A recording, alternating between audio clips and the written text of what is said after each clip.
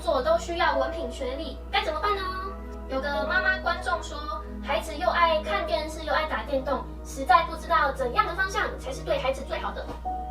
就是他爱什么，然后朝他爱的东西去发展才是最好的。那如果他就是很喜欢玩，然后又很懒，就是每天都宅在家里看电视打电动，好像很多小孩都喜欢做这些事情。这个重点就是我们要培养出一个来这个世界，然后努力的工作，然后埋头苦干，然后苦干实干，总有一天可以出人头地什么。然后他们每天就过得很辛苦，然后心情也很紧绷，然后很紧张的一个生活，然后就这样活了一辈子。我们希望培养出这样的一个孩子呢，还是他能在他生活里面，他开心的去好像玩耍一样的去工作，然后他的工作跟他的兴趣是吻合的，然后他就过着一种好像在娱乐的心情去工作，然后整天都觉得很快乐，然后他也得到了他该得到的，因为他很放松、很娱乐，然后很开心，所以他的振动频率影响了他能够发挥得更好，然后过着越来越好的生活然后这样过一辈子。我们希望我们的孩子是哪一种？但是你说这样，有些人会说，那些听起来都是梦想啊，梦想又不能当饭吃，还是要面对现实啊。现实就是这个社会就是很现实。如果你没有文凭，你没有学历，你没有什么一技之长什么的，就会找不到好工作，那或是找一个薪水低的工作。对，找工作跟创造自己一个能够赚钱的事情，这是两件完全不同的事。应该这么说，就算工作，你也可以找到一个符合你兴趣的工作，而不是随便找一个所谓的薪水高的工作。你借由文凭，通常文凭就是你朝着一个你并不是很喜欢的一个事情去发展，然后你学习了很强的技能，然后到时候这些技能能够运用在工作上，然后你就可以找到一个比较美好的工作，比较好的工作不是美好。然后你就去进入这个职场，然后就工作，然后就只是为了赚钱而工作，通常就是这样子。那如果不知道自己要做什么呢？有些人他真的就是想破头都不知道想做什么，也没有喜欢的事情，就是没有什么一技之长，就是好像什么都不会这样，就人生很迷茫，自己要什么自己也不知道啊。那你有什么建议吗？建议就是找出自己的兴趣，因为他这种问题通常是出在他接触的事物太少，所以他不知道有什么是他有兴趣的。所以要多接触吗？要多接触，从不同广泛的兴趣，然后去接触看看，你就会找到你真的有兴趣的事物。没有人是什么东西都没有兴趣的。那如果有一些父母他没有足够的金钱让孩子学习他所想要学的，其实很多事情不一定要很多金钱才能学，比如说唱歌，那他很喜欢唱歌，而且他对唱歌有天分，他不一定要去参与什么唱歌训练班，都不需要，他自己听着人家如何唱，因为他有天分，然后就可以去学习到怎么去唱歌，就是这样，不一定要花很多钱的。那如果孩子完全都不想要工作，不想要学习，不想要上班，什么都不想做，也不想赚钱，就只想要待在家里耍废呢？身为爸爸的你该怎么办呢？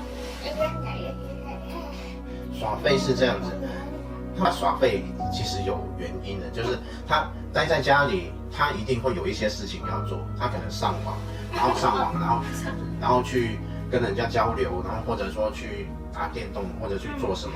他宅在家里其实是他有他的事情要做，不是整天躺在那里睡觉，睡觉也没办法睡24个小时，他一定有他想做的事情。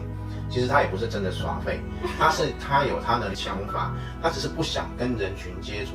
那这样子的孩子就可以去找到不需要跟人群接触就可以工作的，比如说可以在网络上工作的这种工作。现在很多工作不一定要跟广泛的人群接触的，所以你要找到他的面向的工作就可以了。最重要是他自己喜不喜欢，能不能带给他一种开心的感觉，这才是一个重点。因为开心的感觉，它就会显化出开心的事物回到他身上。显化法则就是你要让他在一个正面的循环下去循环，找到一个开心的工作，比他找到一个就薪水比较高的工作来的重要很多。还有一个问题就是，有一些父母他们生小孩、养育小孩的目的可能是养儿防老。那假设说好让小孩子做他自己想做的事，但是如果他赚来的钱很少，都没办法孝顺父母啊，以后父母老了该怎么办？其实赚来的钱多钱少也根据他的喜不喜欢。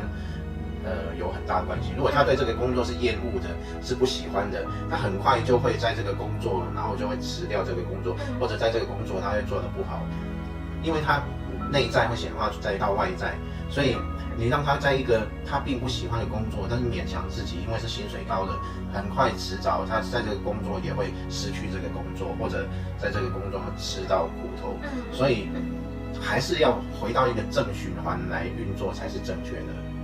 即使你要他养儿防老，你也要让他开开心心的去提供你这些资源，而不是在一个他很苦闷的环境下，然后去压榨他，然后你就去做这个钱多，然后这样来养我，但是到最后往往是一个不好的循环。所以是说不管小孩做什么都不要管他吗？就让他自己自由飞？也不是说都不管他，就是你找到了他有兴趣的事情，从那一方面去引导他，去进入一个好的循环里面，然后并且你可以帮助他找到跟他兴趣有关的工作，这个就是好的引导，而不是把他放飞，然后就不管他了。所以正确的引导是很重要的，而不是一个错误的引导。你也不要把他引导到他很痛苦的那一面，你也不要让他虽然快乐，但是却没有带来任何的收益，这也可能不是你要看到的。所以你就把他引导到一个他既开心，然后又能够回馈的一个轨道上面去。其实如果是那种老灵魂小孩，一生出来就很聪明、很有智慧的小孩，其实就算放着不管你，好像也没关系，对不对？其实这个重点就是大家不明白，钱这种东西不是靠努力奋斗就会得到的，而是显化。看我们前面的一些影片，就可以明白了这一点。如果知道这一点，反而你要让你的小孩多往显化的一个方向去显化金钱，而不是教他要努力奋斗啊，然后要打拼啊这样子。哇，这世界很多人都说，努力才会有收获，努力，什么努力不一定有机会，但你不努力连机会都没有。让你突然说一个显化法则，因为其实目前还有很多人都不知道显化法则这一回事，也没有体会。那你可以怎么简单的说明为什么显化不是由努力而来的？我们想想看。显化法则它最重要的是如何维持在那个振动频率上。我们做很多事情也是为了要维持在那个振动频率上，而不是说一直要去努力的做，而是你维持在那个频率上有多久的时间。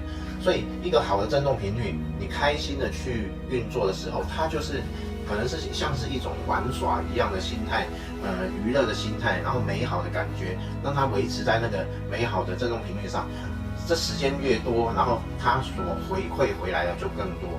重点是那个振动频率，而不是努不努力的问题。所以你让他做一件开心的事，他很愿意去做，他就跟努力没关系。他可能做24小时也不会累，因为他好喜欢去做那件事情。比如说他喜欢画画，那画一整天他也不会累。他不是在努力的画，而是在享受着那件事情。对啊，对，所以这跟努力没有关系。他正在享受那个过程的时候，就不是一种所谓的努力。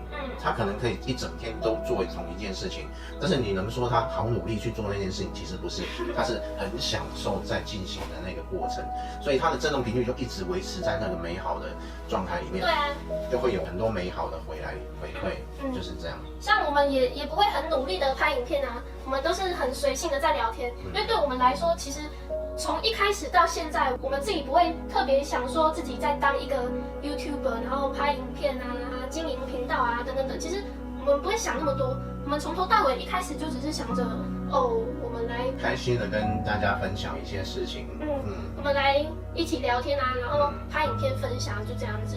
那也不会很正经八百的。然后就是像机器人一样，然后开始讲给大家听什么什么的。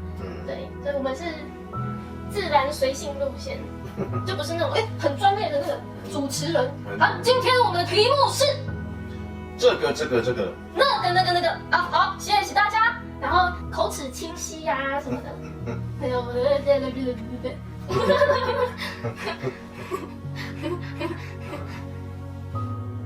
我们也是很享受分享的过程。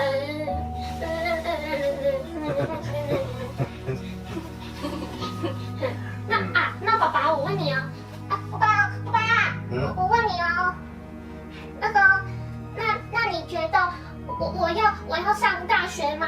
大学文凭重要吗？我要考大学吗？